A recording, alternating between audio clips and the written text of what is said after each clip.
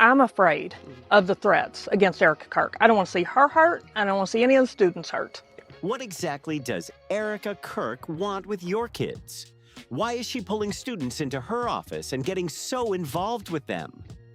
A public school just banned her from campus, and instead of stepping back, she reportedly told students to leave and follow her somewhere else. Where exactly and for what reason? Nobody seems to be pressing her on this, and nobody is stepping up to say, "Excuse me, what's the plan here?" Well, first of all, I love Erika, and I know that she did get some threats. And, about 2 hours ago, as you know, Andrew, I was a little worried that we were going to have to cancel the event because Erika was not going to come, and she was very worried about it. And I talked to the Secret Service, and obviously these guys do a very good job. And I said, you know what? Let's let Erika do what she needs to do for herself and her family. I'm sure Andrew will fill in. And let's go and make this an amazing event with the Georgia Bulldogs in Athens, Georgia. Because this isn't small. This means taking students away from their teachers and their parents. And that raises serious concerns fast. Parents are upset, and honestly, it makes sense why.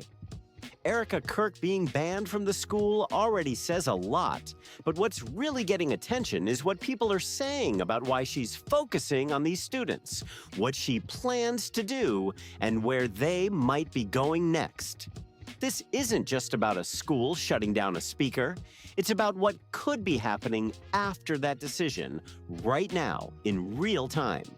Keep the guns off the campus. Erika Kirk canceled an event this past week because she was afraid of the threats. I'm afraid of the threats against Erika Kirk. I don't want to see her hurt. I don't want to see any of the students hurt. Families are on edge, asking questions, trying to figure out what's going on, and the situation feels bigger the more you look into it. Stick with this, because the details coming out are raising eyebrows in a major way, and they're not lining up with what most people expected at all. You need to see why this actually matters, because this isn't random at all. To get it, you have to know who Erika Kirk is, how she stepped into this position, and what's possibly coming next. Charlie Kirk, the founder of Turning Point USA, built one of the most influential conservative organizations in the country. Back in September 2025, he was speaking at an event at Utah Valley State University. But then things shifted in a big way.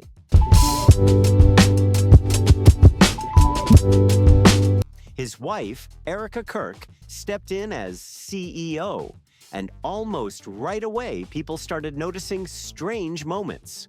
Awkward Zoom calls, unexpected giggling, and behavior that had people questioning what was going on behind the scenes. Since then, she's been locked in on a very specific mission, and it's getting attention fast.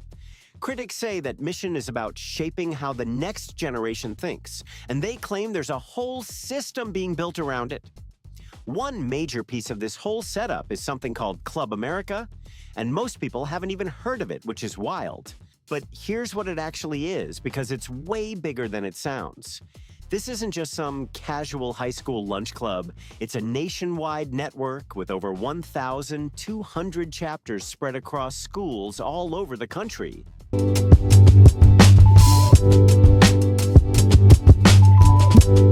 And it doesn't stop there. There are 54 paid field representatives whose full-time job is to go into schools and connect with students. We're talking about adults showing up, finding high school students, and helping them launch new chapters right on campus. Then it gets even more organized. They provide free kits to any student who wants to start one, fully packed and ready to go, making it super easy to jump in fast. Everything is laid out to lower the barrier and pull more students in, with structured materials and guidance built in. They've got activism-themed libraries, must-watch content, must-read lists, even resources aimed at parents. And their biggest push? A campaign called Flag the Classroom, focused on getting an American flag into every single classroom across the country. And here's the part that really makes people stop and look twice. This isn't speculation. This is language straight from Turning Point USA itself. They say, identify, educate, train, and organize students.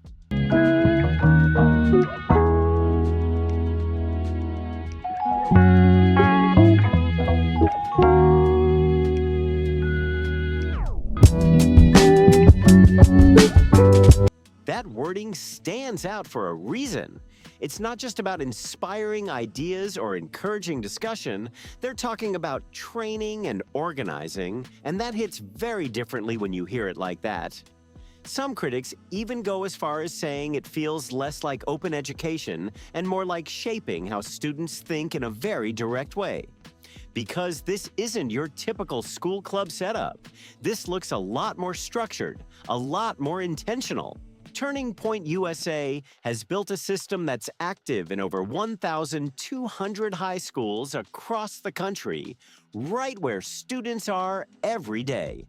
So when a Club America chapter popped up at Pinnacle High in North Phoenix and invited Erika Kirk to speak during lunch on April 24th, it didn't just come out of nowhere.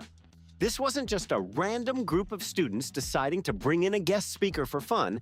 It connects back to a much larger network and strategy that's already in place. And then things escalated fast once parents started finding out what was going on. That's when the situation took a sharp turn and the reactions came in strong and immediate. Because what happened next caught a lot of people off guard in a big way. Now, here's where things start getting intense. The school principal, Jeremy Richards, didn't stay quiet. He took the unusual step of personally notifying every parent in the community, which definitely got attention fast. He framed it as being proactive and transparent and made it clear the event was not an endorsement by the school at all. That alone tells you they knew this could raise questions. He also pointed out that the event wasn't open to everyone. It was limited strictly to active Club America members, and each student could bring just one guest. Think about that setup for a second. Pre-screened students, registered attendants, one guest each, all happening inside a closed gymnasium. This wasn't some open forum or free-flowing discussion. It was a tightly controlled environment with very specific access. Parents started noticing these details right away, and their biggest concern wasn't even about politics at first. It was safety. That's what really stood out. And then another detail surfaced that made people even more uneasy. Just days before this scheduled school appearance, Erika Kirk reportedly canceled another speaking event in Georgia. That event was supposed to include a high-profile political figure, and the reason given for the cancellation? Security concerns. So now parents are connecting the dots and asking the obvious question. If there were safety issues serious enough to cancel that event, what does that mean for this one happening at a school? She said there were threats to her life, that it wasn't safe for her to even show up. Now think about that for a second. She reportedly backed out of an event tied to the Vice President of the United States because of safety fears, but then still planned to appear inside a high school gym during lunch hours? That contrast has people seriously questioning the situation. One parent, Bobby Nolan, summed it up in a way that really stuck with people. She is not just any citizen walking through the door. She brings armed security, she brings national attention, she brings a target on her back, and she was about to bring all of that into a school full of kids. That's how one parent, Bobby Nolan, put it, and that statement hit hard with a lot of families. Another parent, Rachel Richards, took to Threads and didn't hold back. She wrote, "My son is enrolled at this school, and I'm currently yelling at every administrator I can find about it." Who thought it would be a good idea to have her speak during lunch period? All caps, all emotion. You can feel the frustration coming through loud and clear. Meanwhile, the school district found itself stuck right in the middle of it all. They sent a letter home explaining that under the Federal Equal Access Act, the club legally has the right to invite speakers of their choice. They also promised increased security, trying to calm concerns, but that didn't shut things down at all. Parents flooded social media, administrators were hit with nonstop messages, and the pressure started building fast. By Thursday, just 2 days after the first notice, Principal Richards had to send out another message to parents as the situation kept escalating quickly. The event didn't just get canceled, it got moved off campus and pushed to after-school hours. But here's the twist that really got people talking. It wasn't the school that made that call. According to the principal's own statement, it was Kirk's team who recommended the change, working alongside the club and administrators. So now the big question is, relocated to where exactly? The answer raised even more eyebrows. The new location? Turning Point USA's Phoenix headquarters, Erika Kirk's own office space, her building, her setup, her security, her cameras, all outside of the school environment. That means no campus supervision, no teachers nearby, no administrators overseeing what's happening in real time. That shift alone made a lot of people pause and really think about what was unfolding. Because when you break it down, this is what it looks like. What started as a school event under school guidelines suddenly moved into a private setting controlled entirely by an outside organization.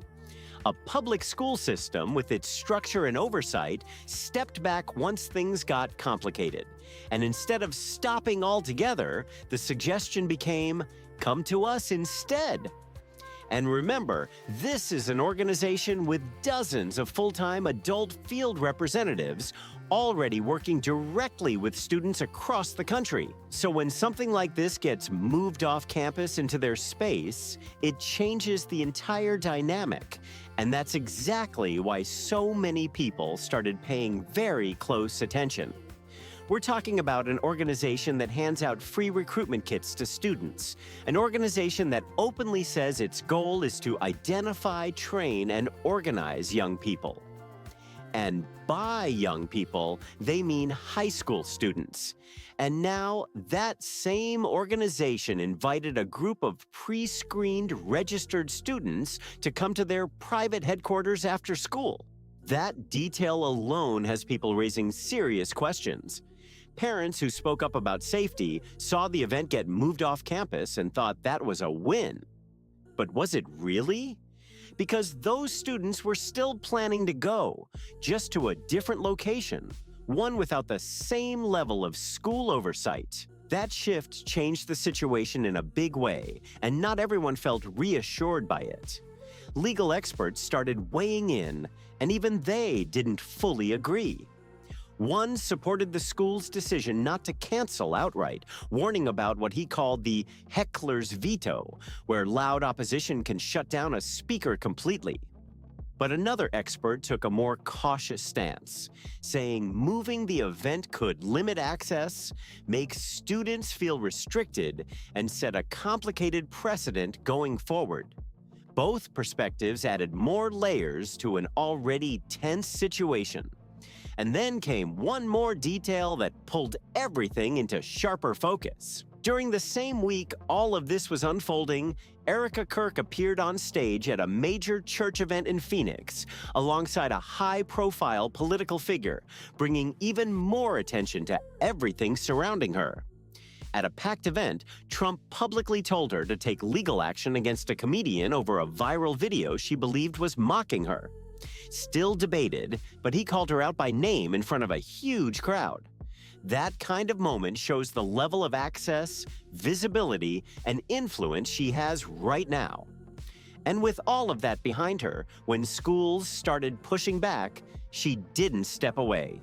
She shifted gears and opened her own doors to high school students instead. Think about the scale here. This is an organization that openly says it exists to identify, train, and organize the next generation. It already has over 1,200 chapters inside high schools and dozens of adult representatives actively working on the ground with students. That raises real questions for people. What does the vetting process look like for all of this? And how closely is it monitored? They even provide free starter kits to students, making it incredibly easy to launch new chapters and get involved fast. So when the school said no, the response wasn't to stop. It was, "Come to us, we'll figure it out." And that shift is exactly why people are paying attention now. Because the big question still hangs in the air. What exactly is waiting for those students when they get there? That's the part many feel isn't being fully explored yet, and it's keeping this story alive as more eyes stay locked on what happens next. So when you put all of this together, it paints a picture that's hard to ignore. A school event gets flagged, parents raise safety concerns, and instead of shutting it down completely, it gets moved off campus, straight into a private headquarters controlled by the same organization behind it.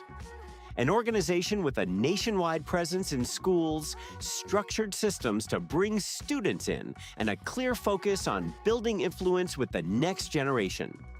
You've got concerned parents, divided expert opinions, and a situation that keeps evolving in real time. And at the center of it all is one big unanswered question.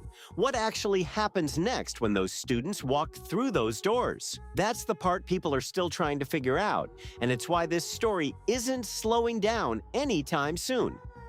If you want to stay updated as more details come out, make sure you like, subscribe, share this with others, and drop your thoughts in the comments because this conversation is far from over.